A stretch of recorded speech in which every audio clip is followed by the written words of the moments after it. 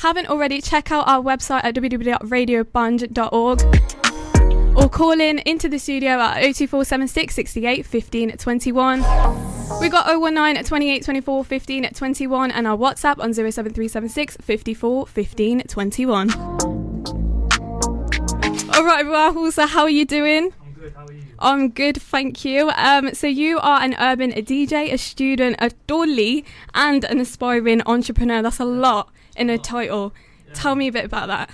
So it all kind of began when I was around about 4 years of age. Now, firstly, wait, I'm going to put a little disclaimer out there. I want this interview to be as raw as possible. So I prepared, I made notes last night. I was very nervous, writing down whatever for like 3 hours, and I think it's got to come straight from my heart. So that being said, if I end up offending anyone or something doesn't come out right, I did do my background work on this, but that's just my little disclaimer before. But it all kind of started when I was around about 4. I live in Coventry. I'm a grandson of a Tahim family in Coventry. I'm a student of Ammy and Juggy Rehal from Masterclass Entertainment. And when I used to walk to my family shop with my nanny as around about 4, I used to hear like the door drums on St. Paul's Church every Saturday.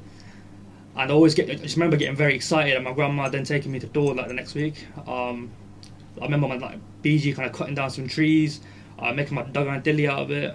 I remember my mama actually taking me to class, my first ever class, introducing me to my teacher, and yeah, it just kind of started from the age of 4, and I've been doing it ever since. So would you say that, because 4 is a very young age, so would you say that your family had a big part in that, or was it a balance between what you wanted and your family wanted? So growing up, my reality was very dark. Unfortunately, my parent, in terms of my father, it wasn't great. So I think seeing me at the age of 4 be excited about something, my family kind of pushed me towards doing it.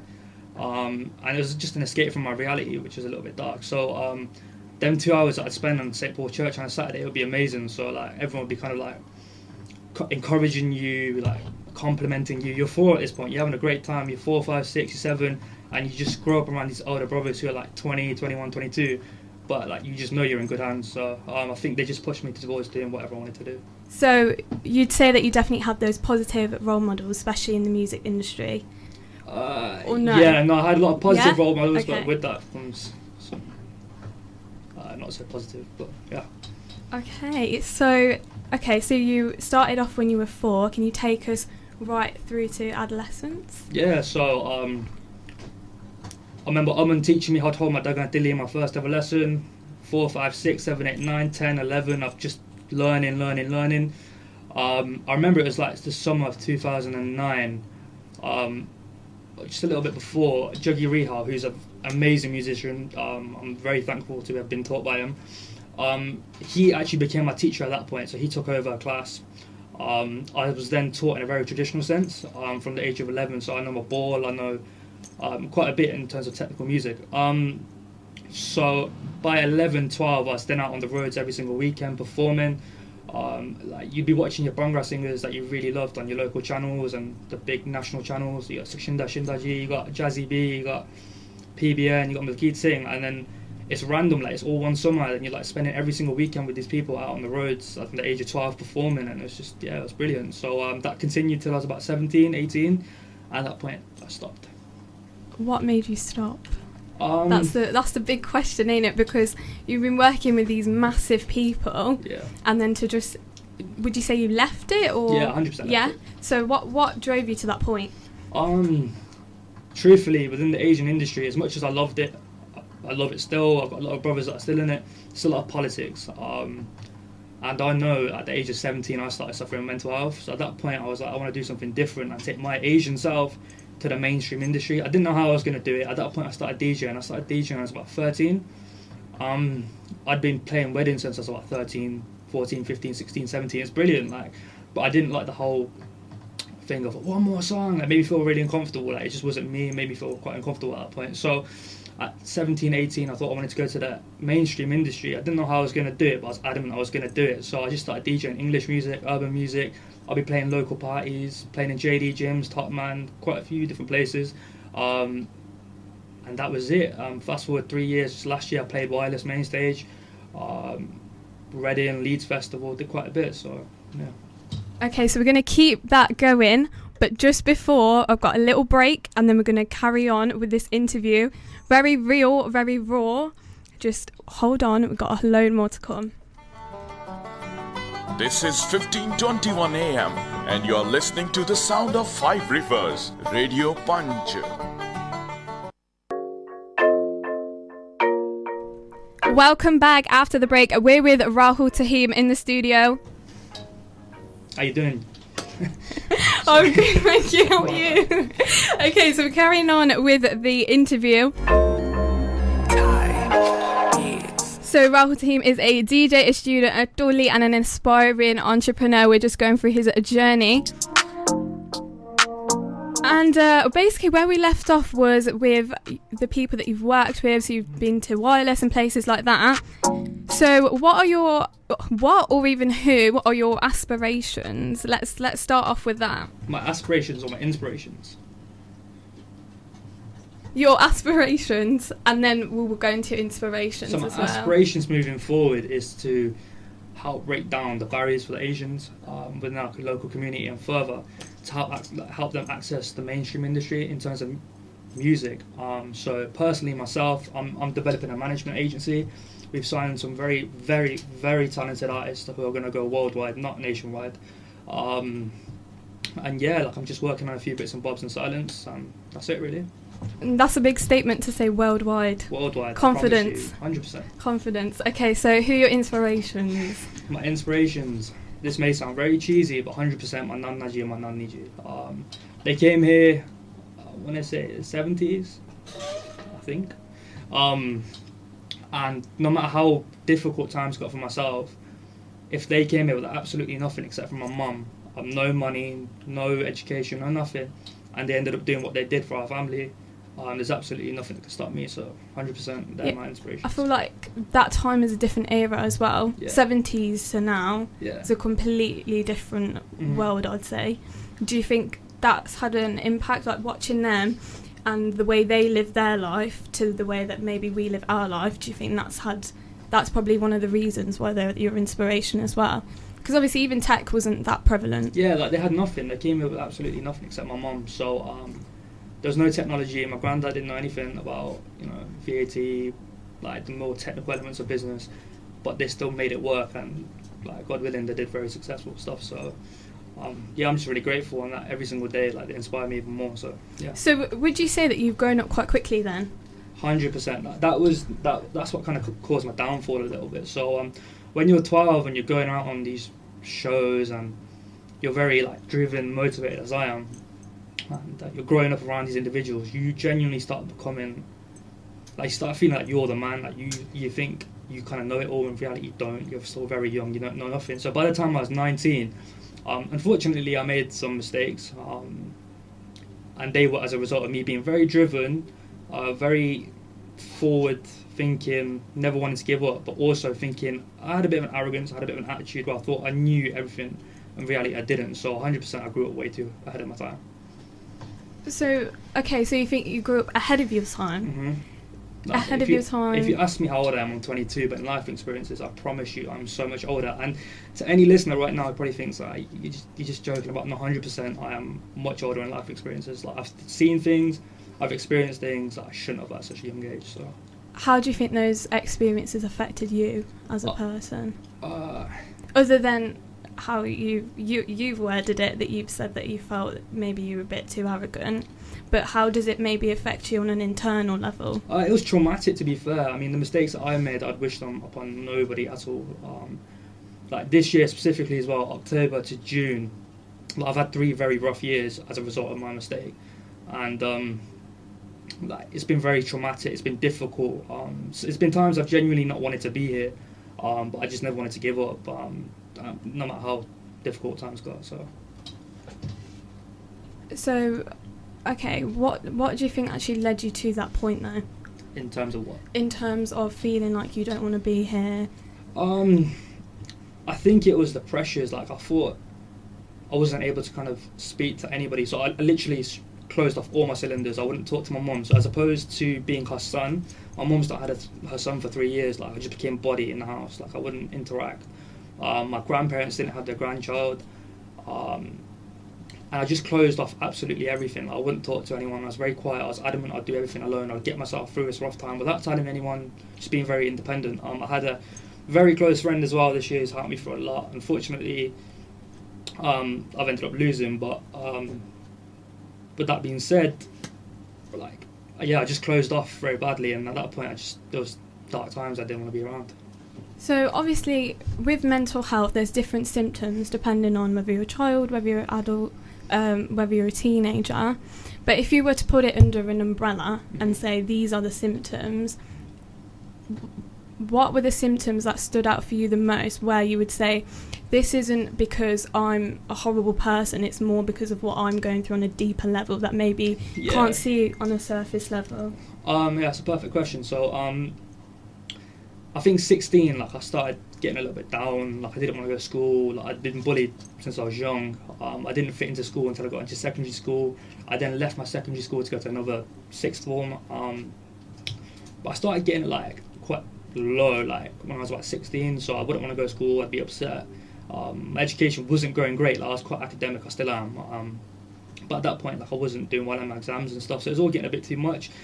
This year, truthfully, if we're going to be raw, like, I'd been very, like, manic. So I've got, like, in terms of myself, I'd been in denial, thinking I was okay, but people were probably looking at me and I wasn't. I wouldn't talk to my friends or my family. Like, I had literally no one. I isolated myself, and the people I did keep around me, or chose to be around me, I ended up being too over-dependent on, to the point that my ill health unfortunately affected them, which shouldn't have been the case. I'd become very, not flippant, but I wouldn't be rational at all. Like, my thoughts would be really irrational. Like, now I'm really calm, calculated, because a lot of my stresses are kind of done and dealt with, but before, I'd be very irrational. I wouldn't think straight. I wouldn't care about other people's emotions or feelings. I'd just be very direct to the point, in the aim to try and protect myself, because I didn't want to be hurt by anyone. So I know you said that you changed, was it school? Yeah, so you changed school. Do you think that was an escape mechanism, or was that just a result of our circumstance? So initially, I went to President Kennedy in Coventry. It's a wicked school. I made some great friends. Because I always wanted to prove people wrong. Like, initially, when I was applying for schools in primary school, I was bullied. I was meant to go to a school called Bluecoat. I got rejected, but I never let go of that rejection. Like, I can't deal with rejection. I'm always here. Like, I've been taught to be the best in everything I do. So I think it came down to, like, year 11, and I was like, guys, I'm going to move school here. I told all my friends, like, you ain't going to get into Bluecoat. You're not going to get the grades. You're not going to do this. I just made it a point to study and study and study and study. I did get into Bluecoat. I got some amazing grades, but unfortunately, I just didn't fit in. It was a completely different environment and stuff. So yeah. Are you still continuing your education? Yeah, 100%. So I dropped out when times got difficult. I stopped my education. Like, times got very dark, but I re-enrolled and I'm back at uni. So yeah. Okay, and what are you doing right now then? Business management. Business management. Yes. What made you go into that? I don't know, I was just raised in a business family. So that being said, I wanted to understand the more theoretical, technical side of things. So it just made a lot of sense for me to do that course, and I love it. So you enjoy it, yeah? Yeah, originally I was meant to do law. I remember sitting in one lecture, I was like, nah, this ain't for me. Like, I just walked out and changed my course. Well, that's good, because you're able to make that judgment. Yeah. How did you deal with all of this then? So what advice would you give, but also how did you deal with it on a personal level? Did you see a therapist? Did you speak to your family? What was it like for you? Like, it was dark. Like, you'd wake up not knowing what to do with the day. Like, I'd go to the cinema with a friend, for example. Like, I'd get an email, I'd come out puking, probably crying, being very down. Like, people probably look at me like, you're strange. No, I'm not strange. Like, it's hard to explain it. It's like an out-of-body experience. Like, you're just really going through it. And in terms of dealing with it myself, like, I've had counselling for many years. Some has worked, I think. Some really hasn't. But I've had some psychological help as well. So I've seen some therapists. Got diagnosed with like a stress reaction to what I've been going through, which is fortunate because I haven't got anything more than that. But the things that I was going through, I ended up becoming very, very stressed, and I just reacted accordingly. And that's it, really. So was it, I think you said it was around 21 where you went to wireless and all of these things. Would you describe that as a peak point? Because no, you wouldn't. 100% not. My peak's no. It's So nowhere near yet. Nowhere near. But peak as in terms of so far, or no? Nah, you know what's strange? I think one of my peak moments was in 2014. Like, I've seen big people. I've been very fortunate to stand around influential people. But I think it was an awards night we had in 2014. I remember playing a football match. I think it was a week before, and I tore my ligaments. I was in hospitals on crutches, and we were performing at this awards night this night. And we went to be playing door, but unfortunately I couldn't. Like, I wasn't hobble around on stage. So I remember Shindaji was performing, and my mum was standing right behind me. Now, it's Ausley Hotel, it's absolutely rammed, there's so many people, and I'm just looking at the guys on stage, like, cheering them on or whatever. I remember Shindaji's walking past, and he stopped, and he looked at me, because obviously he remembered who I was. And he had his security, but he stopped. He made it a point to stop, look at me, and shake my hand and say, "How you doing, Rahul? You okay?" And that was genuinely one of my proudest moments, just because behind me was my mum. Yeah. So that meant a lot. Oh, that's actually really nice. That's really nice. And would you say that family's therefore like a big rock for you because of that? 100%. Yeah. My mum, I don't know what I'd do. Yeah. Okay. So you talked about how you transitioned from the Asian scene to the, I suppose, English scene. Urban, yeah. Yeah, urban English scene, yeah. Mm-hmm. Or would you move, I don't know, would you say America? I'm not sure. We'll take it to America. But So you've made that transition. Yeah. How did people react to that? Or was there even a reaction? I was laughed at, 100%. Really? Imagine now, you're making tips every single weekend, you're 17. This is wicked, like, you know, people having their first dance, you're getting, it's great, like. But then when I left, people were laughing, like, all the Asian guys would be laughing, like, you ain't gonna do anything, you just, whatever, like, you're missing out, whatever. But I remember making a point to say, no, I will make something of myself. So it wasn't taken too great. Like, I was always told from a kid not to do certain things, like by people around me. It was a very negative atmosphere. That's why I kind of left it. It wasn't for me. Not to do things in terms of your career. Yeah. So like, I'd been playing door like for many years, but when I told certain people I wanted to DJ, like it wasn't taken to wow. It was like, don't do that. But I was like, I really want to do that. Not because I wanted to go out and perform. It's just because I love the idea of just blending music and having a wicked time doing it. So yeah. Would you describe it as an escape? Yeah, music is my escape from my reality, and it always has been, always will be. Okay. So we're going to carry this interview on. So stick with us till 6. But before that, I'm going to drop a little song for you guys, and then we will carry on.